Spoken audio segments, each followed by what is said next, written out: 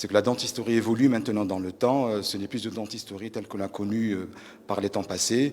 On est de plus en plus économe des tissus. C'est donc une dentisterie basée sur l'économie tissulaire. Et on l'a vu à travers donc, les interventions que nous avons pu voir ce matin dans cette manifestation scientifique concernant la restauration.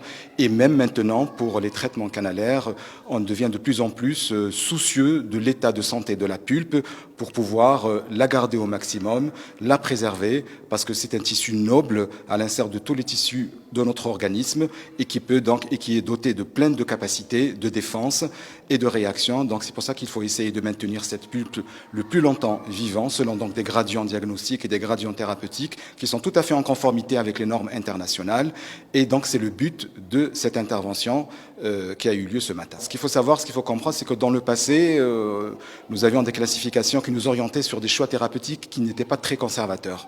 Donc c'était ou je fais ça, ou je fais pas ça. Donc dans le cas contraire, donc on était beaucoup plus mutilant. Bon, maintenant, on connaît, puisque la biologie elle évolue dans le temps, les biomatériaux évoluent également. Donc forcément, les indications thérapeutiques vont aller dans le bon sens. Vous avez vu que les équipes de recherche sont toujours d'actualité pour essayer de répondre aux problèmes de diagnostic et de traitement que nous connaissons toujours d'ailleurs, pour essayer d'être le moins invasif possible. Moi, j'ai la chance, comme je travaille dans un laboratoire de recherche, d'avoir beaucoup de partenaires étrangers donc, qui mettent à ma disposition ces matériaux qu'on appelle les matériaux qui sont intelligents, smart bioactifs, et qui sont capables justement de pallier toutes les difficultés, tous les défauts que nous rencontrions auparavant avec les matériaux qu'on utilisait auparavant.